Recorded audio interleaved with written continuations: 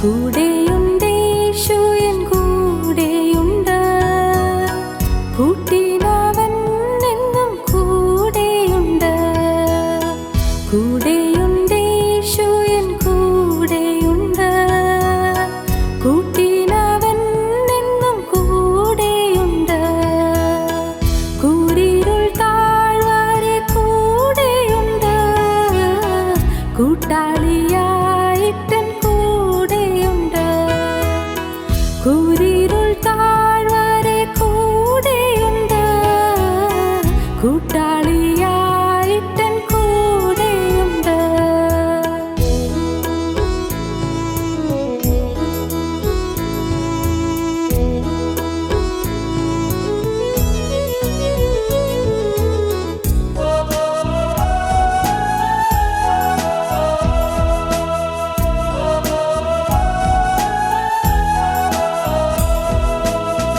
ഭയപ്പെടേണ്ട, ഞാൻ കൂടെയുണ്ട്, ഇന്നുര ചെയ്തവൻ കൂടെയുണ്ട്. ഭയപ്പെടേണ്ട, ഞാൻ കൂടെയുണ്ട്, ഇന്നുര ചെയ്തവൻ കൂടെയുണ്ട്. പേടിക്കയില്ല ഞാൻ മരണത്തെയും, മരണത്തെ ജയിച്ചവൻ കൂടെയുണ്ട്. പേടിക്കയില്ല ഞാൻ മരണത്തെയും, മരണത്തെ ജയിച്ചവൻ കൂടെയുണ്ട്.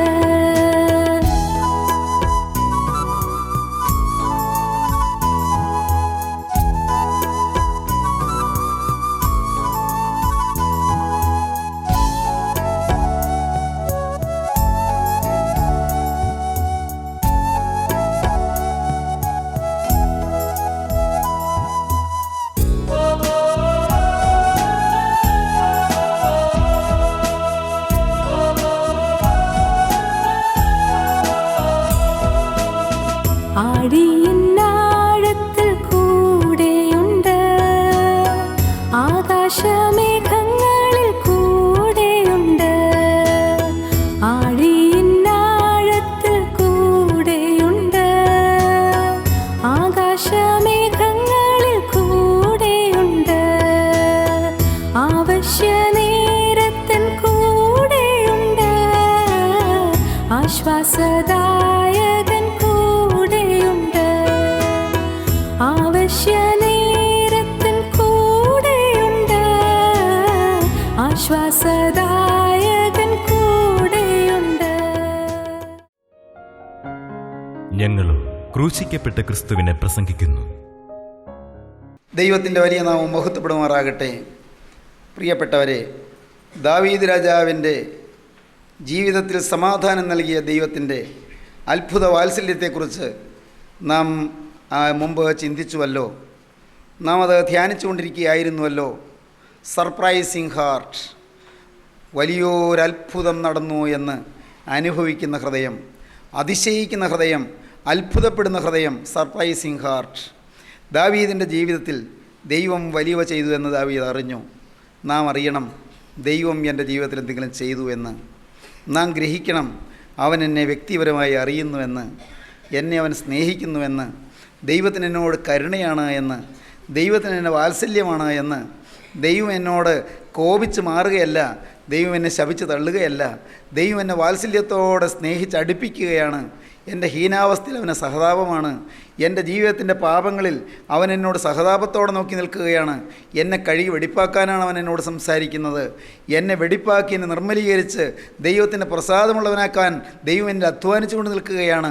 ദൈവത്തിന് സ്തോത്രം.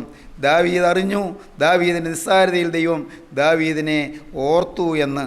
ഞാനോ എളിയവനും ദരിദ്രനുമാകുന്നു, എങ്കിലും കർത്താവിനെ വിചാരിക്കുന്നു. നീ തന്നെ എൻ്റെ സഹായം എന്നെ വിടുവിക്കുന്നതിനുമാകുന്നു. ദൈവമേ, താമസിക്കരുതേ. 40-ാം സങ്കീർത്തനത്തിൻ്റെ 17-ാമത്തെ വാക്യത്തിൽ ദാവീദ് അതാണ് പറഞ്ഞത്. പ്രിയപ്പെട്ടവരെ, ദൈവത്തിൻ്റെ ഭക്തന്മാരായി ആരെല്ലാം ഉണ്ടോ അവർ താങ്കളുടെ നിസ്സാരത അറിഞ്ഞവരാണ്. മാത്രമല്ല അവർ ദൈവത്തിൻ്റെ അത്ഭുതകരമായ സ്നേഹത്തെയും രുചിച്ചവരാണ്. നിങ്ങൾ ഓർക്കൂ, സംശയിക്കേണ്ട. ആരെല്ലാം ജീവനുള്ള ദൈവത്തിൻ്റെ ഭക്തന്മാരായി വളർന്നു വന്നിട്ടുണ്ടോ, ആരെല്ലാം ജീവനുള്ള ദൈവത്തിൻ്റെ കൃപയിൽ മുന്നോട്ട് നീങ്ങി പ്രശോഭിച്ചിട്ടുണ്ടോ, അതിൻ്റെ പിന്നിൽ രണ്ട് കാര്യങ്ങൾ കാണാം. ഒന്ന്, തന്നെത്താൻ അറിയുന്നു. രണ്ട്, ദൈവത്തെ അറിയുന്നു. തന്നെത്താൻ അറിയുന്ന എന്താണ്? ഞാൻ എത്ര നിസ്സാരൻ, ഞാൻ എത്രയോ പാവപ്പെട്ടവൻ, ഞാൻ എത്ര പാപിയായ മനുഷ്യൻ, ഞാൻ എത്ര ഹീന ഹൃദയമുള്ള മനുഷ്യൻ, ഞാൻ എത്രയോ അഗതിയായ മനുഷ്യൻ, ആരോരും തുണയില്ലാത്ത മനുഷ്യൻ, എന്തെല്ലാം അഭിമാനകരമായി എനിക്കുണ്ടെന്ന് എനിക്ക് തോന്നിയാലും എല്ലാം വാസ്തവത്തിൽ ശൂന്യമാണ്, പൂജ്യമാണ്. അത് തിരിച്ചറിയുന്നു. എന്നാലോ എന്നെ സ്നേഹിക്കുന്നവനാര്? അഖിലാണ്ടത്തിൻ്റെ ഉടയവൻ, അണ്ടകടാഹത്തിൻ്റെ നിർമ്മാതാവ്, ജഗൻ നിയന്താവ്, ഈ അഖിലാണ്ട പ്രപഞ്ചത്തിൻ്റെ ഉടയവൻ, അവിടുന്ന് എന്നെ സ്നേഹിക്കുന്നു. ദൈവത്തിൻ്റെ വലിയ നാമം മഹത്വപ്പെടട്ടെ. ഈ നിസ്സാര മനുഷ്യനെ അവിടുന്ന് തിരിച്ചറിയുന്നു, എന്നെ സ്നേഹിക്കുന്നു. മാത്രമല്ല, എൻ്റെ തലമുടി നാരുകൾ എനിക്കറിഞ്ഞുകൂടാ എത്ര എണ്ണം ഉണ്ടെന്ന്. എന്നാൽ വചനം പറയുന്നു, നിങ്ങളുടെ തലമുടി നാരുകളെല്ലാം എണ്ണപ്പെട്ടിരിക്കുന്നു, എല്ലാം എണ്ണിയിരിക്കുന്നു. ഒരെണ്ണം കൊഴിഞ്ഞു വീഴുന്നെങ്കിൽ അത് ദൈവം അറിയുമെന്ന്. സ്വർഗസ്ഥനായ നിങ്ങളുടെ പിതാവ് അറിയാതെ ഒരു തലമുടി നാര് പോലും കൊഴിഞ്ഞു വീഴുകയില്ല എന്ന്. പ്രിയപ്പെട്ടവരെ, വിശ്വസിക്കൂ, സ്വർഗത്തിലെ ദൈവം നമ്മെ വ്യക്തിപരമായി അറിയുന്നു. നമുക്കറിയാം, വേദപുസ്തകം വായിക്കുമ്പോൾ അറിയാം, മോശയുടെ ജീവിതം കണ്ടാൽ നമുക്കറിയാം, മോശ നിസ്സാരതയിൽ നിന്ന് വളർന്നു വന്നവനാണ്. നിസ്സാരതയിൽ നിന്ന് അങ്ങ് ഒരു ഞാങ്ങണപ്പെട്ടിയിലാക്കി ആ മോശയെ നീലനദിയിലെ പെരുവെള്ളത്തിൻ്റെ ഓളങ്ങളുടെ മീതെ ഒഴുക്കി വിടുമ്പോൾ തീർന്നു എന്നാണ് കരുതിയത്. ഈ ബാലൻ, ഈ ശിശു നീലനദിയുടെ ആ വിരിമാറിലൂടെ ഒഴുകി പോവുകയാണ്. തീർന്നു, ഇനി അവനെ തിരിച്ച് കാണുകയില്ല. അവസാനിച്ചു, ഇനി ഈ കുഞ്ഞിനെ കാണുകയില്ല. കോമളനാണ്, സുന്ദരനാണ്, ദിവ്യസുന്ദരനാണ്. പക്ഷേ ഇനി ഈ കുഞ്ഞിനെ കാണുകയില്ലല്ലോ. അമ്മ തെരുതരെ ഉമ്മ കൊടുത്ത് അവനെ വാത്സല്യത്തോടെ മാറോടണച്ച് പുൽകി അമ്മ അവനെ ഞാങ്ങണപ്പെട്ടിയിലേക്ക് കിടത്തി, ഞാങ്ങണപ്പെട്ടി മൂടി. തീർന്നു, ഈ കുഞ്ഞിനെ, എൻ്റെ കുഞ്ഞിനെ, ഓമന കുഞ്ഞിനെ കാണുകയില്ലല്ലോ. ഫറോ രാജാവിനെ പേടിച്ച് ആൺകുഞ്ഞുങ്ങളെ വളർത്തുന്നത് അത് വലിയ ശിക്ഷയാണെന്ന് അറിയാമെന്നുള്ളത് കൊണ്ട് ആ അപകടം ഭയന്ന് പാവം ആ നല്ല പെറ്റമ്മ ഈ ഓമന കുഞ്ഞിനെ നീലനദിയിലെ ഞാങ്ങണപ്പെട്ടിയിലങ്ങ് ഒഴുക്കി വിടുകയാണ്. തീർന്നു എന്ന് കരുതി. പക്ഷേ തീർന്നില്ല പ്രിയരെ. തീർന്നു എന്ന് കരുതിയവൻ്റെ ജീവിതം തുടങ്ങുകയായിരുന്നു. ദൈവത്തിന് സ്തോത്രം. ദൈവത്തിൻ്റെ വലിയ നാമം മഹത്വപ്പെടട്ടെ. ഞാൻ എങ്ങനെയാണ് വർണ്ണിക്കേണ്ടത്? നിങ്ങൾക്ക് പലർക്കും തോന്നിയില്ലേ തീർന്നല്ലോ എന്ന്? ഇനി ഞാനുണ്ടോ ഈ കടത്തിൽ നിന്ന് കയറാൻ പോകുന്നു? ഇനി ഞാനുണ്ടോ ഈ പാപത്തിൽ നിന്ന് രക്ഷപ്പെടാൻ പോകുന്നു? ഞാനുണ്ടോ ഈ ഊരാക്കുരുക്കിൽ നിന്ന് അഴിഞ്ഞൊരു മോചനം പ്രാപിക്കാൻ പോകുന്നു? ഇനി എനിക്കുണ്ടോ ഒരു ഉയർത്തെഴുന്നേൽപ്പ്? എനിക്കുണ്ടോ ഒരു ഭാവി? എൻ്റെ ആത്മീയ ഭാവി നശിച്ചു, എൻ്റെ ഭൗതിക ഭാവി നശിച്ചു, ഞാനങ്ങ് മരിക്കുകയല്ലേ നല്ലത്? പലരുടെയും ഹൃദയത്തിൽ നിന്ന് നിരാശയുണ്ട്. ഹൃദയം ഇന്ന് നിരാശയിൽ തളർന്ന് മയങ്ങിക്കിടക്കുകയാണ്. മാന്യയുവാവേ, നീ കേൾക്കൂ, നിന്നെക്കുറിച്ച് ഇനിയും ശുഭപ്രതീക്ഷകളുണ്ട്. നിന്നെക്കുറിച്ച് ഇനിയും ആശ്വാസകരമായ പ്രതീക്ഷകളുണ്ട്. ദൈവത്തിൻ്റെ വലിയ നാമം മഹത്വപ്പെടട്ടെ. മോശയെ ഞാങ്ങണപ്പെട്ടിയിൽ നിന്ന് കരയ്ക്കടുപ്പിച്ചു. ഫറോ രാജാവിൻ്റെ പുത്രി രാജകുമാരി കുളിക്കാൻ നീലനദിയിലെ കടവിലെത്തിയപ്പോൾ തോഴിയെ വിട്ടു, ഞാങ്ങണപ്പെട്ടി അടുപ്പിച്ചു. പെട്ടി തുറന്നപ്പോൾ ഒരു പിഞ്ചോമന കുഞ്ഞ്, നല്ല പുഞ്ചിരിച്ച് കിടക്കുന്ന കുഞ്ഞ്, ഓമനത്വമുള്ള കോമളത്വമുള്ളൊരു കുഞ്ഞ്. ആ കുഞ്ഞിനെ വളർത്താൻ തീരുമാനിച്ചു. കഥ നിങ്ങൾക്കറിയാമല്ലോ. വയസ്സ് 40ആയി. കൊട്ടാരത്തിൽ രാജകുമാരനായി വളരുകയാണ്, ഫറോ രാജാവിൻ്റെ കൊട്ടാരത്തിൽ. അങ്ങനെ വളർന്നാൽ കുറേ വർഷങ്ങൾ കഴിയുമ്പോൾ മരിക്കും. ശരി, മരിച്ചു കഴിഞ്ഞാലോ? മരിച്ചു കഴിഞ്ഞാൽ ആ ശവശരീരം അഴുകിപ്പോകുന്നില്ല. ഫറോ രാജാവിൻ്റെ ശവശരീരം അഴുകുന്നില്ല. കാരണം അത് പിറമിഡിൽ സൂക്ഷിക്കും. ദൈവത്തിൻ്റെ വലിയ നാമം മഹത്വപ്പെട്ടു. ലോകത്തിൻ്റെ സപ്താത്ഭുതങ്ങളിലൊന്നായ പിറമിഡിലൊന്നിൽ ഒരു മരിച്ച ഫറോ രാജാവായി കിടക്കാമായിരുന്നു വേണമെങ്കിൽ മോശയ്ക്ക്. പക്ഷേ മോശ എന്ത് ചെയ്തു? മോശ ദൈവത്തിൻ്റെ അരുളപ്പാടിന് അനുസരണം കാണിച്ചു. മോശ കൊട്ടാരം വിട്ടിറങ്ങി. മിസ്രയീമിലെ നിക്ഷേപങ്ങളെക്കാൾ ക്രിസ്തുവിനെ നിന്ന വലിയ ധനമെന്നെണ്ണിക്കൊണ്ടിറങ്ങി. ദൈവത്തിന് സ്തോത്രം. മിസ്രയീമിലെ നിക്ഷേപങ്ങളെക്കാൾ ക്രിസ്തുവിൻ്റെ നിന്ന വലിയ ധനമെന്നെണ്ണിക്കൊണ്ട് രാജാവിൻ്റെ കോപം ഭയപ്പെടാതെ മിസ്രയീം വിട്ടുപോന്നു. ദൈവത്തിൻ്റെ വലിയ നാമം മഹത്വപ്പെടട്ടെ. സംഭവിച്ചത് എന്താണെന്നോ? ഈ മോശയെ ദൈവം വളർത്തിക്കൊണ്ട് വരികയായിരുന്നു. പക്ഷേ ദൈവം തൻ്റെ വേല പരിമേൽപ്പിക്കാൻ നേരത്ത് മോശ പറഞ്ഞു, കർത്താവേ, അത് വേറൊരാൾ നോക്കിയാൽ മതി, എന്നെ അതിന് കഴിവില്ല. ഞാൻ പുറപ്പാട് പുസ്തകം നോക്കൂ, 3-ാം അധ്യായം 11-ാം വാക്യം നമുക്ക് നോക്കിയാൽ കാണാം. പുറപ്പാട് പുസ്തകം 3-ാം അധ്യായത്തിൻ്റെ 11-ാം വാക്യത്തിൽ അങ്ങനെയാണ് കാണുന്നത്. എൻ്റെ കർത്താവേ, ഞാനൊരു വിക്കനാണ്, ഞാൻ കഴിവില്ലാത്തവനാണ്, എനിക്ക് പ്രാപ്തിയില്ല, അതിന് വേറെ ആരെങ്കിലും നോക്കിയാൽ മതി. ദൈവത്തിന് സ്തോത്രം. മോശ പറയുന്നത് അങ്ങനെയാണ്, എനിക്ക് കഴിവില്ല എന്നാണ് പറയുന്നത്. 4-ാം അധ്യായം അധ്യായം 1-ാം വാക്യം പറയുന്നു, അവർ എന്നെ വിശ്വസിക്കാതെയും എൻ്റെ വാക്ക് കേൾക്കാതെയും യഹോവ നിനക്ക് പ്രത്യക്ഷനായിട്ടില്ല എന്ന് പറയുന്ന ഉത്തരം പറഞ്ഞു. വീണ്ടും 4-ാം അധ്യായം 10-ാം വാക്യം, കർത്താവേ, മുമ്പേ തന്നെയും നീ അടിയനോട് സംസാരിച്ച ശേഷവും ഞാൻ വാക്സാമർഥ്യമുള്ളവനല്ല, ഞാൻ വിക്കനും തടിച്ച നാവുള്ളവനുമാകുന്നു എന്ന് പറഞ്ഞു. ദൈവത്തിന് സ്തോത്രം. വീണ്ടും മോശ പറയുകയാണ്, കർത്താവേ, നിനക്ക് ബോധിച്ച മറ്റാരെയെങ്കിലും അയക്കണമേ എന്ന് പറഞ്ഞു. ഓരോന്ന് മോശ പറയുമ്പോൾ വാസ്തവത്തിൽ മോശ പറയുന്നത് എന്താണെന്നറിയാമോ? കർത്താവേ, ഐ ഹാവ് നോ എബിലിറ്റി, എനിക്ക് കഴിവില്ല കർത്താവേ, വേറൊരാളെ അയക്കണമേ. പിന്നെ മോശ പറഞ്ഞു, ഐ ഹാവ് നോ മെസ്സേജ്, എനിക്കൊരു സന്ദേശമില്ല കർത്താവേ, ഐ ഹാവ് നോ മെസ്സേജ്, അതുകൊണ്ട് വേറെ ആരെങ്കിലും അയക്കണമേ. പിന്നെ മോശ പറഞ്ഞു, I have no power, no authority, എനിക്ക് അധികാരമില്ല, എനിക്ക് ശക്തിയില്ല കർത്താവേ, വേറെ ആരെങ്കിലും അയക്കണമേ. പിന്നെ പറഞ്ഞു, ഐ ഹാവ് നോ കറേജ്, എനിക്ക് ധൈര്യമില്ല കർത്താവേ, വേറെ ആരെങ്കിലും അയക്കണമേ. പിന്നെ പറഞ്ഞു, ഐ ഹാവ് നോ ഇൻട്രസ്റ്റ്, കർത്താവെ, കാര്യം അങ്ങനെയൊക്കെ ആണെങ്കിലും നീ ഇത്രയും വാഗ്ദത്തൊക്കെ തന്നെങ്കിലും എനിക്കതിന് ഇൻട്രസ്റ്റ് ഇല്ല, നിൻ്റെ വേല ചെയ്യാൻ അതിന് കാര്യം ഞാനങ്ങ് ഓർത്താ പുറപ്പെട്ടത്. പക്ഷേ നോ കറേജ് ആഫ്റ്റർ ഓൾ, ഇല്ല കർത്താവെ, എനിക്ക് ശക്തിയില്ല, എനിക്ക് ധൈര്യമില്ല, എനിക്ക് പ്രാപ്തിയില്ല, വേറെ ആരെങ്കിലും അയക്കുക. ദൈവത്തിന് സ്തോത്രം. സ്വർഗത്തിലെ ദൈവം തുടങ്ങി വെച്ചത് അവിടുന്ന് പൂർത്തീകരിക്കാതെ മാറുമോ? മകനെ, നീ പലതും പറഞ്ഞ് പുറകോട്ട് മാറിയാലും എൻ്റെ കർത്താവ് നിന്നെ വിടാൻ ഉദ്ദേശിക്കുന്നില്ല. ദൈവത്തിന് സ്തോത്രം. ജീവനുള്ള ക്രിസ്തു നിൻ്റെ പിറകെ വരികയാണ്. നിന്നെ താൻ എത്തിക്കേണ്ട കടവിൽ എത്തിക്കുവാനായി അവിടെ അധ്വാനിക്കുകയാണ്. നീ മറുതലിച്ചാലും, നീ മത്സരിച്ചാലും, നീ എതിർത്ത് മാറിയാലും, നീ കോപിച്ചാലും, നീ പരിഭവിച്ചാലും, മകനെ, നീ മത്സരിച്ചാലും നിന്നെ വിട്ടുപോകുവാൻ ദൈവത്തിന് മനസ്സില്ല. മകളെ, നീ പുറകോട്ട് മാറിയാലും നിൻ്റെ പിറകെ അവൻ വരികയാണ്. അവൻ നിന്നെ കൂട്ടിക്കൊണ്ട് പോകുവാനാണ് വരുന്നത്. അവൻ നിന്നെക്കുറിച്ച് ഉദ്ദേശിച്ചതായ ശുശ്രൂഷ നിന്നെ കൊണ്ട് തന്നെ നിവർത്തിപ്പിക്കാനാണ് അവൻ വരുന്നത്. അതിനുവേണ്ടി അവൻ നിന്നെ ഒരുക്കിക്കൊണ്ടിരിക്കുകയാണ്. ദൈവത്തിന് സ്തോത്രം. മോശ വിനയപൂർവ്വം താഴ്മയോടെ പറഞ്ഞതെല്ലാം ദൈവം കേട്ടു. ദൈവം സമാധാനത്തോടെ മോശയോട് പറഞ്ഞു, വേണ്ട, ഞാൻ നിന്നോടുകൂടി ഇരിക്കാം. നിനക്ക് കഴിവില്ലെന്ന് പറഞ്ഞു, എനിക്ക് മനസ്സിലായി. നീ തടിച്ച നാവുള്ളവനാണെന്ന് പറഞ്ഞു, എനിക്കറിയാം. നീ വിക്കനാണെന്ന് പറഞ്ഞു, എനിക്കറിയാമല്ലോ.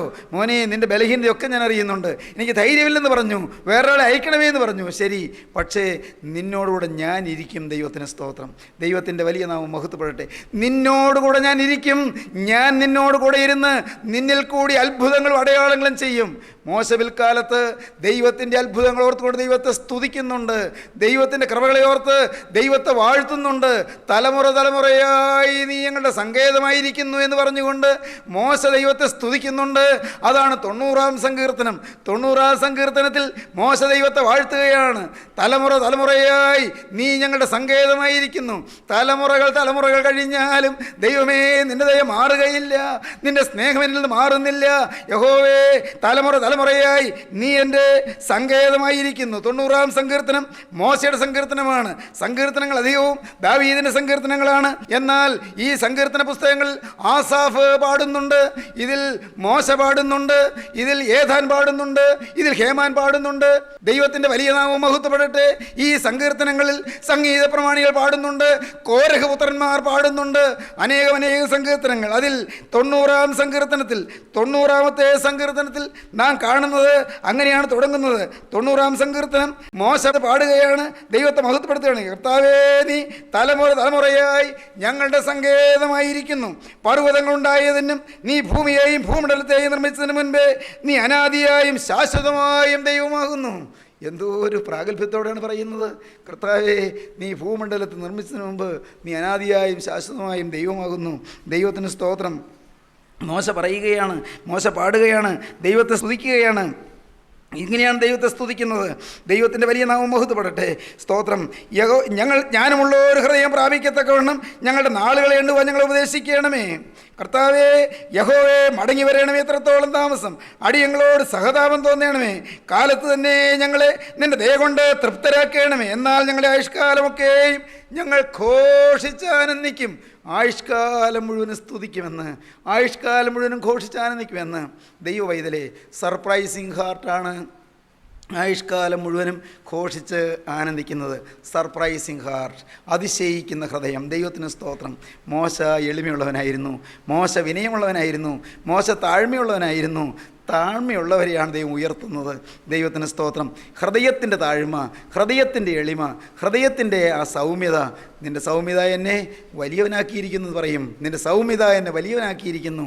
സൗമ്യതയുള്ളവരാകുകയും താഴ്മയുള്ളവരാകുകയും. ദൈവത്തിന് സ്തോത്രം. ദൈവമക്കളെ, തുടർന്ന് നാം വീണ്ടും വേദപുസ്തകം വായിക്കുമ്പോൾ കാണാം, ആമോസ് ദൈവത്തെ അതിശയത്തോടെ സ്തുതിച്ച ദൈവദാസനാണ്. ആമോസ് പറയുന്നുണ്ട്, ആമോസിൻ്റെ പുസ്തകം 7-ാം അധ്യായത്തിൽ ആമോസ് പറയുന്നുണ്ട്, ഞാൻ പ്രവാചകനല്ല, പ്രവാചക ശിഷ്യനുമല്ല, ഞാൻ ഇടയനും കാട്ടത്തിപ്പഴം പെറുക്കുന്നവനും അത്രേ. ഞാൻ ആടുകളെ നോക്കിക്കൊണ്ടിരിക്കുമ്പോൾ യഹോവയായ കർത്താവ് എന്നെ പിടിച്ചു, നീ ചെന്ന് എൻ്റെ ജനമായ ഇസ്രായേലിനോട് പ്രവചിക്ക എന്ന് പറഞ്ഞു. ആമോസിൻ്റെ പുസ്തകം 7-ാം അധ്യായം വായിക്കുമ്പോൾ കുറേയേറെ ദർശനങ്ങളൊക്കെയുണ്ട്. ദർശനങ്ങൾ അതിനെക്കുറിച്ച് ഇപ്പോൾ വിവരിക്കാൻ നേരമില്ല. പക്ഷേ പറയാം, ആമോസിൻ്റെ പുസ്തകത്തിൽ അവിടെ പ്രവാചകൻ ചില കാഴ്ചകൾ കാണുന്നുണ്ട്. ദൈവം കാണിച്ചു കൊടുത്തു ചില കാഴ്ചകൾ, ഓരോന്നോരോന്നായി കാണിച്ചു കൊടുത്തു. എന്നിട്ട് അങ്ങനെ ആത്മാവിൻ്റെ വഴികൾ രാജകൊട്ടാരത്തിലും എല്ലാം പ്രസിദ്ധമായി. ആമോസിൻ്റെ പ്രവചനം, ഒരു പാവപ്പെട്ടവൻ പ്രവചിക്കുന്നു.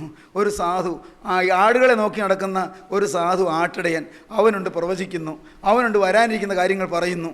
അത് രാജകൊട്ടാരത്തിലെ ഒഫീഷ്യൽ പ്രോഫറ്റ്സിന് ഇഷ്ടപ്പെട്ടില്ല. ഈ എട്ടും പൊട്ടും തിരിയാത്തവൻ കയറി പ്രസംഗിക്കുന്നു. ഒരു തിയോളജിക്കൽ സെമിനാരിയിൽ പോലും പഠിക്കാത്തവനുണ്ട് സുവിശേഷം പറയുന്നു. ദൈവത്തിൻ്റെ വലിയ നാമം മഹത്വപ്പെടട്ടെ. തിയോളജി അറിയാൻ വയ്യാത്തവൻ അവനാണ് പ്രസംഗിക്കുന്നത്. ദൈവത്തിൻ്റെ വലിയ നാമം മഹത്വപ്പെടട്ടെ. അവിടെ ബേഥേലിലെ പുരോഹിതനായ അമസ്യാവ് ഇസ്രായേൽ രാജാവായ യൊരോബെയാമിൻ്റെ അടുക്കൽ ആളയച്ചു. ആമോസ് ഇസ്രായേൽ ഗൃഹത്തിന് മധ്യേ നിനക്ക് വിരോധമായി കൂട്ടുകെട്ടുണ്ടാക്കുന്നു.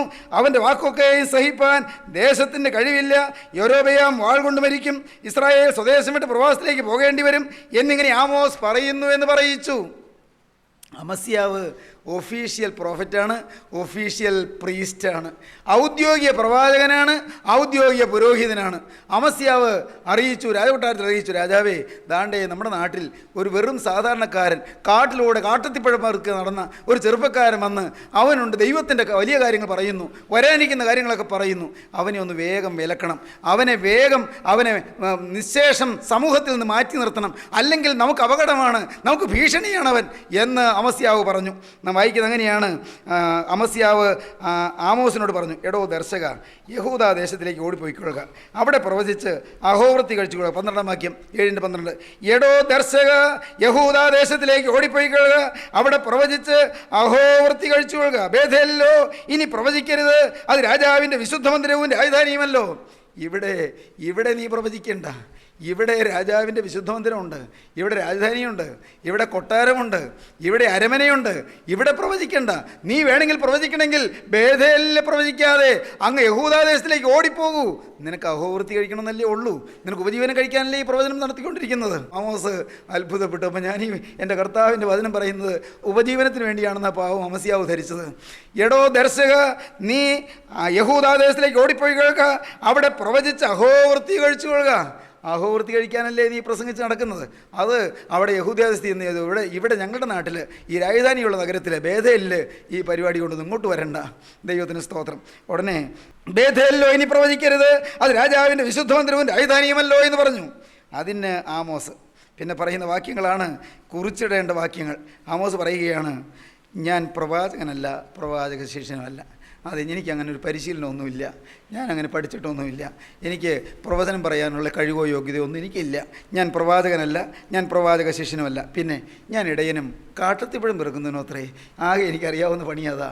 ആളുകൾ നോക്കി നടക്കും. പിന്നെ ആളുകൾ നോക്കി നടക്കുമ്പോൾ അത്തിപ്പഴം വീണ് കിടക്കുന്നത് പെറുക്കിയെടുക്കും, അത് കുറിക്കും, തിന്നും, പിന്നെ കുറേ ബാക്കിയുണ്ടെങ്കിൽ കൊണ്ടുപോയി വിൽക്കുകയും ചെയ്യും. അങ്ങനെയൊക്കെയാണ് എൻ്റെ ജീവിതം. അല്ലാണ്ട് ഈ പ്രവചനം കൊണ്ടല്ല ഉപജീവനം. എനിക്ക് ചെറിയ ജോലി, ഒരു ചെറിയ തൊഴിൽ, ആടുകൾ നോക്കുന്നൊരു തൊഴിലുണ്ട്. കാര്യം നിങ്ങളുടെ നോട്ടത്തിൽ വലിയ വിലയുള്ള തൊഴിലല്ലായിരിക്കാം, പക്ഷേ എൻ്റെ ആ തൊഴിലുകൊണ്ടാണ് ഞാൻ ജീവിക്കുന്നത്. പ്രവചനം കൊണ്ടല്ല എൻ്റെ അഹോവൃത്തി. ഞാൻ പ്രവാചകനല്ല, പ്രവാചക ശിഷ്യനുമല്ല, ഇടയനും കാട്ടത്തിപ്പഴം പെറുക്കുന്നതിനും അത്രേ. ഞാൻ ആടുകളെ നോക്കിക്കൊണ്ടിരിക്കുമ്പോൾ യഹോവ എന്നെ പിടിച്ചു, നീ ചെന്ന് എൻ്റെ ജനമായ ഇസ്രായേലിനോട് പ്രവചിക്ക എന്ന് യഹോവ എന്നോട് കൽപ്പിച്ചു എന്ന് ഉത്തരം പറഞ്ഞു. ദൈവം എന്നെ പിടിച്ചു, ദൈവം എന്നോട് കൽപ്പിച്ചു. ദൈവത്തിന് സ്തോത്രം. ദൈവമക്കളെ, ദൈവത്തോടുള്ള സ്നേഹത്തിൽ നിറയുകയാണ്, ദൈവത്തോടുള്ള നന്ദിയിൽ നിറയുകയാണ്, ദൈവത്തോടുള്ള അതിശയത്തിൽ നിറയുകയാണ്. ദൈവം എന്നെ പിടിച്ചല്ലോ, ഈ നിസ്സാരനെ, കാട്ടത്തിപ്പഴം പെറുക്കി നടക്കുന്നവനെ, അക്ഷരാഭ്യാസം ഇല്ലാത്തവനെ, സമൂഹത്തിൽ മാന്യതയും നിലയും വിലയും ഇല്ലാത്തവനെ, ദൈവമേ നീ പിടിച്ചല്ലോ, നീ എന്നെ തെരഞ്ഞെടുത്തല്ലോ, നീ എന്നെ വിളിച്ചല്ലോ, നീ എന്നെ അനുഗ്രഹിച്ചല്ലോ. ദൈവത്തോടുള്ള നന്ദിയിൽ നിറയുകയാണ്. ഞാൻ പ്രവാചകനല്ല, പ്രവാചക ശിഷ്യനുമല്ല, ഞാൻ ഇടയനും കാട്ടത്തിപ്പഴം പെറുക്കുന്നതിനും അത്രേ. ഞാൻ ആടുകളെ നോക്കിക്കൊണ്ടിരിക്കുമ്പോൾ യഹോവ എന്നെ പിടിച്ചു, നീ ചെന്ന് എൻ്റെ ജനമായ ഇസ്രായേലിനോട് പ്രവചിക്കുക എന്ന് കൽപ്പിച്ചു. ദൈവത്തിന് സ്തോത്രം. ദൈവത്തിൻ്റെ വലിയ നാമം മഹത്വപ്പെടട്ടെ. സഹോദരങ്ങളെ, യിരെമ്യാ പ്രവാചകൻ ഇങ്ങനെ തന്നെയാണ്. അതിശയിക്കുന്ന ഹൃദയം ഉണ്ടായിരുന്നു. ദാവീദിന് സർപ്രൈസിംഗ് ഹാർട്ട് ഉണ്ടായിരുന്നു, ആമോസിന് സർപ്രൈസിംഗ് ഹാർട്ട് ഉണ്ടായിരുന്നു, മോശയ്ക്ക് സർപ്രൈസിംഗ് ഹാർട്ട് ഉണ്ടായിരുന്നു, യിരെമ്യാ പ്രവാചകന് സർപ്രൈസിംഗ് ഹാർട്ട് ഉണ്ടായിരുന്നു. യിരെമ്യാ പ്രവചനം 1-ാം അധ്യായം 4-ാമത്തെ വാക്യം മുതൽ വായിക്കുമ്പോൾ നാം കാണുന്നതാണ്: യഹോവയുടെ അരുളപ്പാട് എനിക്കുണ്ടായതെന്നാൽ, നിന്നെ ഉദരത്തിൽ ഉരുവാക്കിയതിനു മുൻപേ ഞാൻ നിന്നെ അറിഞ്ഞു, നീ ഗർഭപാത്രത്തിൽ നിന്ന് പുറത്തു വന്നതിന് മുൻപേ ഞാൻ നിന്നെ വിശുദ്ധീകരിച്ചു, ജാതികൾക്ക് പ്രവാചകനായി നിയമിച്ചിരിക്കുന്നു. എന്നാൽ ഞാൻ, അയ്യോ യഹോവയായ കർത്താവേ, എനിക്ക് സംസാരിപ്പാൻ അറിഞ്ഞുകൂടാ, ഞാൻ ബാലനല്ലോ എന്ന് പറഞ്ഞു. അതിന് യഹോവ എന്നോടല്ല ചെയ്തത്: ഞാൻ ബാലനെന്ന് നീ പറയരുത്. ഞാൻ നിന്നെ അയക്കുന്ന അവരുടെ അടുക്കൽ നീ പോകുകയും ഞാൻ നിന്നോട് കൽപ്പിക്കുന്നതൊക്കെയും സംസാരിക്കുകയും വേണം. നീ അവരെ ഭയപ്പെടരുത്, നിന്നെ വിടുവിക്കേണ്ടതിന് ഞാൻ നിന്നോട് കൂടെ ഉണ്ടെന്ന് യഹോവയുടെ അരുളപ്പാട്. പിന്നെ യഹോവ കൈ നീട്ടി എൻ്റെ വായെ തൊട്ടു. ഞാൻ എൻ്റെ വചനങ്ങൾ നിൻ്റെ വായിൽ തന്നിരിക്കുന്നു. നോക്കുക, നിർമൂലമാക്കുവാനും പൊളിപ്പാനും നശിപ്പിപ്പാനും ഇടിച്ചു കളവാനും പണിവാനും നടുവാനും വേണ്ടി ഞാൻ നിന്നെ ഇന്ന് ജാതികളുടെ മേലും രാജ്യങ്ങളുടെ മേലും ആക്കി വെച്ചിരിക്കുന്നുവെന്ന് യഹോവ എന്നോട് കൽപ്പിച്ചു. ദൈവത്തിന് സ്തോത്രം. ജീവനുള്ള ദൈവം യിരെമ്യാവിനോട് പറയുകയാണ്: നീ അമ്മയുടെ ഗർഭത്തിൽ ഉരുവാകുന്നതിന് മുമ്പേ ഞാൻ നിന്നെ അറിഞ്ഞതാണ് മോനെ. നീ ഗർഭപാത്രത്തിൽ രൂപപ്പെട്ട് വരുന്നതിന് മുൻപ് ഞാൻ നിന്നെ അറിഞ്ഞതാണ്. നീ ഭൂമിയിലേക്ക് നീ ജനിച്ചു വീഴുന്നതിന് മുൻപ് ഞാൻ നിന്നെ കണ്ടതാണ്. അമ്മയുടെ ഗർഭത്തിൽ വെച്ച് തന്നെ ഞാൻ നിന്നെ വിശുദ്ധീകരിച്ചതാണ്. അമ്മയുടെ ഗർഭത്തിൽ വെച്ച് തന്നെ ഞാൻ നിന്നെ ജാതികൾക്ക് പ്രവാചകനായി അപ്പോയിൻ്റ് ചെയ്തതാണ്, നിയമിച്ചതാണ്. ദൈവത്തിന് സ്തോത്രം. ഞാൻ ബാലനല്ലോ, എനിക്കൊന്നും അറിഞ്ഞുകൂടാതെ നീ പറയണ്ട, ഞാനാണ് നിന്നെ അയക്കുന്നത്. നിൻ്റെ നാവ് നീട്ടിക്കൊടുത്തു. ഇതാ ദൈവം, ജീവനുള്ള ദൈവം, മനുഷ്യനെ മെനഞ്ഞ നിത്യനായ ദൈവത്തിൻ്റെ വിരൽ കൊണ്ട് ഈ യിരെമ്യാവിൻ്റെ നാവിൽ അവിടെ നിന്ന് തൊട്ടു. ദൈവത്തിന് സ്തോത്രം.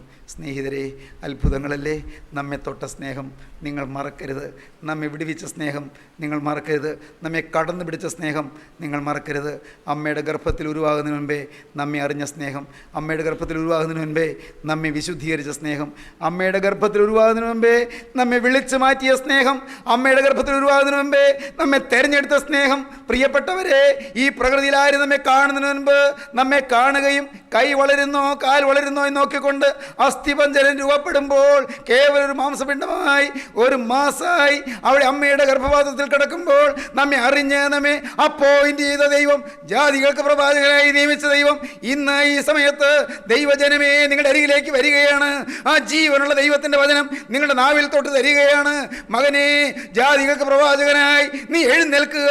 നിനക്ക് ഞാൻ എൻ്റെ വചനം തന്നിരിക്കുന്നു, നിനക്ക് ഞാൻ എൻ്റെ വരം തന്നിരിക്കുന്നു, നിനക്ക് ഞാൻ എൻ്റെ കൃപ തന്നിരിക്കുന്നു, നിനക്ക് ഞാൻ എൻ്റെ സാന്നിധ്യം നിന്നോടുകൂടെ ഇരിപ്പാനുള്ള നൽവരവും സൗഭാഗ്യവും തന്നിരിക്കുന്നു. ദൈവത്തിൻ്റെ സാന്നിധ്യം തരികയാണ്, ദൈവത്തിൻ്റെ കൃപ തരികയാണ്, ദൈവത്തിൻ്റെ വാത്സല്യം തരികയാണ്. മകളെ, ഭയപ്പെടേണ്ട.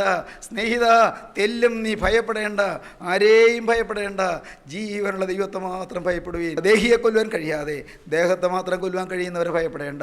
ദേഹത്തെയും ദേഹിയെയും കൊന്ന് നരകത്തിൽ തള്ളുവാൻ കഴിയുന്നവനെ മാത്രം ഭയപ്പെടുകയും. ദൈവത്തിന് സ്തോത്രം. ദൈവഭയമുള്ളവരാകുകയും. അതിശയിക്കുന്ന ഹൃദയം, എൻ്റെ ദൈവത്തിൻ്റെ വലിയ നാമം മഹത്വപ്പെടട്ടെ. നിങ്ങൾക്ക് അതിശയിക്കുന്ന ഹൃദയം വേണമോ? നിങ്ങൾ ആരാണ് നിങ്ങൾ അറിഞ്ഞാൽ നിങ്ങൾ അതിശയിക്കാൻ തുടങ്ങും. എന്നെ ഇങ്ങനെ കണ്ടല്ലോ, ദൈവത്തിന് സ്തോത്രം. എന്നെ ഇങ്ങനെ സ്നേഹിച്ചല്ലോ, ദൈവത്തിന് സ്തോത്രം. എൻ്റെ സഹോദരങ്ങളെ, ഞാൻ നിങ്ങളോട് പറയട്ടെ, എന്നെ നിലനിർത്തുന്നത് ഞാൻ ആരാണെന്നുള്ള അറിവാണ്. ദൈവത്തിന് സ്തോത്രം. അത് മുഴുവൻ അറിഞ്ഞോന്നല്ല, എങ്കിലും ഞാൻ പറയട്ടെ, ഞാനൊരു പാവ മനുഷ്യനാണ്, ഞാനൊരു നിസ്സാര മനുഷ്യനാണ്, ഞാനൊരു അല്പപ്രാണിയാണ്, കഴിവില്ലാത്തൊരു മനുഷ്യനാണ്, ഒരു ബലഹീന മനുഷ്യനാണ്. ദൈവത്തിന് സ്തോത്രം. ദൈവത്തിൻ്റെ വലിയ നാമം മഹത്വപ്പെടട്ടെ. എന്നാൽ ദൈവം എന്നെ സ്നേഹിച്ചു എന്ന് എനിക്കറിയാം. എൻ്റെ കർത്താവ് എന്നെ കരുതി, അവിടെ നിന്ന് എന്നെ സ്നേഹിച്ചു. എന്നെ അഗതിയായി എന്നെ കാണുവാൻ ദൈവത്തിന് മനസ്സ് തോന്നി. ഈ നിസ്സാരനായ അനാഥനെ പോലെ കഴിഞ്ഞ എന്നെ നിസ്സാരതയിൽ നിന്ന് പൊക്കിയെടുക്കാൻ ദൈവത്തിന് കരുണ തോന്നി. പ്രിയപ്പെട്ടവരെ, ഞാൻ നിങ്ങളോട് ഒരിക്കൽ പറഞ്ഞു എന്നാണ് എൻ്റെ വിചാരം. ദൈവത്തിന് സ്തോത്രം.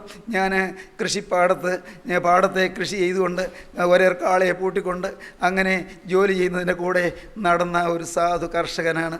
ദൈവത്തിന് സ്തോത്രം. സ്വർഗത്തിലെ ദൈവം എന്നെ അവിടെ നിർത്താൻ അവിടുന്ന് ആഗ്രഹിച്ചില്ല. അവിടത്തേക്ക് എന്നെക്കുറിച്ചൊരു ഉദ്ദേശം ഉണ്ടായിരുന്നു. നിങ്ങൾ ഓരോരുത്തരെക്കുറിച്ച് ഉദ്ദേശമുണ്ട്. ദൈവത്തിൻ്റെ ഉദ്ദേശത്തിന് മകനെ നീ കീഴ്പ്പെട്ട് കൊടുക്കൂ. നീ അറിയാത്ത വഴിയിൽ കൂടി അവൻ നിന്നെ നടത്തും. നീ ഇതുവരെ അറിയാത്ത അനുഭവങ്ങൾ നിനക്ക് ലഭിക്കും. ഇതുവരെ നീ രുചിച്ചിട്ടില്ലാത്ത അത്ഭുതങ്ങൾ നീ രുചിക്കാൻ തുടങ്ങും. ദൈവവൈതലേ, നിന്നെ അവൻ അത്ഭുതകരമായി വളർത്താൻ തുടങ്ങും. നിന്നോട് കൂടെ അവൻ ഇരിക്കും. മതി. രോഗം വന്നാൽ പേടിക്കാനില്ല, ആപത്ത് വന്നാൽ ഭയപ്പെടാനില്ല, എതിർപ്പുകൾ വന്നാൽ അല്പം പോലും അധൈര്യപ്പെടാനില്ല. പലരും തെറ്റിദ്ധരിച്ചാലും ഒന്നും പേടിക്കാനില്ല. പലരും തെറ്റിദ്ധരിച്ചു എന്ന് വരാം, പലരും എതിർത്തു എന്ന് വരാം, പലരും നിസ്സാരനാക്കി തള്ളിയെന്ന് വരാം, പലരും കുറ്റപ്പെടുത്തിയെന്ന് വരാം, പലരും ഒറ്റപ്പെടുത്തിയെന്ന് വരാം, പലരും തുച്ഛീകരിച്ചെന്ന് വരാം, പലരും ചെറുതാക്കിയെന്ന് വരാം, മകനെ പലരും കിംവദന്തികൾ പറഞ്ഞ് പരത്തിയെന്ന് വരാം. എങ്കിലും ദൈവവൈതലേ, ഭയപ്പെടേണ്ട. നിത്യനായ ദൈവം നിന്നെ പേർ ചൊല്ലി വിളിച്ചിരിക്കുന്നു. അവൻ നിന്നെ മുന്നറിഞ്ഞിരിക്കുന്നു. അവൻ നിന്നെ വിളിച്ചിരിക്കുന്നു. അവൻ നിന്നെ തെരഞ്ഞെടുത്തിരിക്കുന്നു. അവൻ നിന്നെ മുൻ നിയമിച്ചിരിക്കുന്നു. തൻ്റെ പുത്രൻ അനേക സഹോദരന്മാരിൽ ആദ്യജാതനാകേണ്ടതിന് അവൻ്റെ സ്വരൂപത്തോടെ അനുരൂപരാകുവാൻ മുൻ നിയമിച്ചിരിക്കുന്നു. മുൻ നിയമിച്ചവരെ വിളിച്ചും വിളിച്ചവരെ നീതീകരിച്ചും നീതീകരിച്ചവരെ തേജസ്കരിച്ചിരിക്കുന്നു എന്നത്രേ അപ്പോസ്തലനായ പൗലോസ് റോമർക്കെഴുതിയ ലേഖനം 8-ാം അധ്യായം 22-ാം വാക്യം മുതൽ പറയുന്നത്.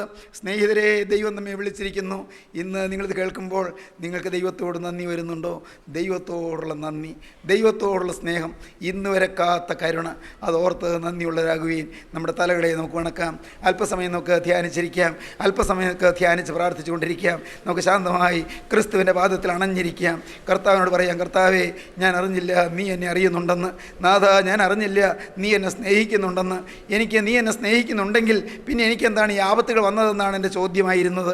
കർത്താവേ, ഒരു സ്നേഹമുള്ള ദൈവം ഉണ്ടെങ്കിൽ എനിക്കെന്താണ് ഈ പ്രായത്തിൽ ഇത്ര വലിയ കെടുതികൾ വന്നത്, ഈ ആപത്തുകൾ വന്നത് എന്നെല്ലാം ഞാൻ പരിഭവിച്ചിരുന്നു. കർത്താവേ, ഇന്നെനിക്ക് മനസ്സിലായി നീ എന്നെ അറിയുന്നുണ്ട്, നീ എന്നെ സ്നേഹിക്കുന്നുണ്ട്. യേശുവേ, എന്നെ സ്നേഹിക്കുന്നത് കൊണ്ടാണ് അവിടുന്ന് ക്രൂശിൽ മരിച്ചത്. എൻ്റെ പാപം പോക്കുവാനാണ് അവിടുന്ന് ക്രൂശിൽ തിരുരക്തം ചിന്തിയത്. എൻ്റെ പാപത്തിന് പരിഹാരമായിട്ടാണ് കുറ്റമില്ലാത്ത രക്തം ക്രൂശിൽ ചിന്തിയത്. നാഥ, എന്നെ നരകത്തിൻ്റെ തീക്കുണ്ടത്തിൽ നിന്ന് കോരിയെടുക്കുവാനാണ് അവിടുന്ന് കുരിശിൽ തിരുരക്തം ചിന്തിയത്. എന്നെ നരകത്തിൻ്റെ ഘോരാഗ്നിയിൽ നിന്ന് വിടുവിച്ച് സ്വർഗത്തിൽ തൻ്റെ പുത്രൻ്റെ രാജ്യത്തെ ആക്കുവാൻ പ്രസാദം തോന്നിയ ദൈവത്തിൻ്റെ ഹിതം നിവർത്തിക്കുവാനാണ് അവിടുന്ന് എന്നെ വീണ്ടെടുത്ത് എനിക്ക് വേണ്ടി ക്രൂശിൽ മരിച്ച് എനിക്ക് വേണ്ടി ജീവൻ വെടിഞ്ഞ് ഇന്നും എനിക്ക് വേണ്ടി ജീവിക്കുന്നത് ഞാൻ വിശ്വസിക്കുന്നു. ഉടയവനെ, നിന്റെ പാദപീഠത്തിലേക്ക് ഞാനിതാ വരുന്നു. ഓരോരുത്തരും പ്രാർത്ഥിപ്പീൻ. ഓരോരുത്തരും കർത്താവിൻ്റെ കരങ്ങളിലേക്ക് തങ്ങളെ തന്നെ ഏൽപ്പിക്കുവീൻ. ദൈവത്തോട് വാക്ക് പറയുവീൻ. യേശുവേ, ഇന്ന് മുതൽ ഞാൻ നിന്റെ മക. എൻ്റെ യേശുവേ, എനിക്ക് വേണ്ടി ക്രൂശിൽ മരിച്ചവനെ, എനിക്ക് വേണ്ടി കുറ്റമില്ലാത്ത രക്തം ചിന്തിയവനെ, എൻ്റെ പാപം പോക്കിയവനെ, എൻ്റെ പാപത്തിന് പരിഹാരമായി ക്രൂശിൽ ശിക്ഷയേറ്റവനെ, നിന്റെ കൃപയിൽ ഞാൻ വിശ്വസിക്കുന്നു. അതിശയത്തോടെ ഞാനിതാ വരുന്നു. അത്ഭുതത്തോടെ ഞാൻ നിന്നെ സ്തുതിക്കുന്നു. ഇന്നു മുതൽ ഞാനൊരു പുതിയ സൃഷ്ടി. പ്രാർത്ഥിക്കാം. ഞങ്ങളുടെ കരുണയുള്ള കർത്താവേ, ഈ നല്ല സമയത്തിനായി നന്ദിയോടെ സ്തോത്രം. അവിടുത്തെ ജീവന്റെ അരുളപ്പാടുകൾക്കായി നന്ദിയോടെ സ്തോത്രം. സ്നേഹത്തിന് ദൂതനായി നന്ദിയോടെ സ്തോത്രം. എല്ലാവരെയും തഴുകണമേ, എല്ലാവരെയും തലോടണമേ, കണ്ണുനീര് തുടയ്ക്കണമേ, ഭാരങ്ങൾ അകറ്റണമേ, ചുമടുകൾ ചുമലിൽ നിന്ന് മാറ്റണമേ. കർത്താവേ, എല്ലാവർക്കും സമാധാനം നൽകണമേ. കുടുംബങ്ങളിലേക്ക് ശാന്തി ഒഴുകിയെത്തണമേ. അനേക രോഗികൾക്ക് സൗഖ്യം നൽകണമേ. ഈ വചനം കേട്ട് അനേകരുടെ പാപത്തിന്റെ കെട്ടുകൾ പൊട്ടിപ്പോകണമേ. അനേകം ദുശ്ശീലങ്ങൾ മാറിപ്പോകണമേ. കൊളരുതായ്മകൾ നീങ്ങി വിശുദ്ധ ജീവിതം തുടങ്ങുവാനുള്ള സൗഭാഗ്യം എല്ലാവർക്കും നൽകണമേ. അനുഗ്രഹിക്കണമേ. ബന്ധന കയറുകളെ അഴിച്ചു കളയണമേ. അവിടുത്തെ കൃപ പകരണമേ. ആത്മാവിന്റെ നിത്യജീവന്റെ സൗഭാഗ്യം കൊണ്ട് നിറയ്ക്കണമേ. ഇതിന് നാമം മഹത്വപ്പെടുത്തണമേ. യേശുക്രിസ്തുവിന്റെ വിലയേറിയ നാമത്തിൽ തന്നെ. ആമീൻ.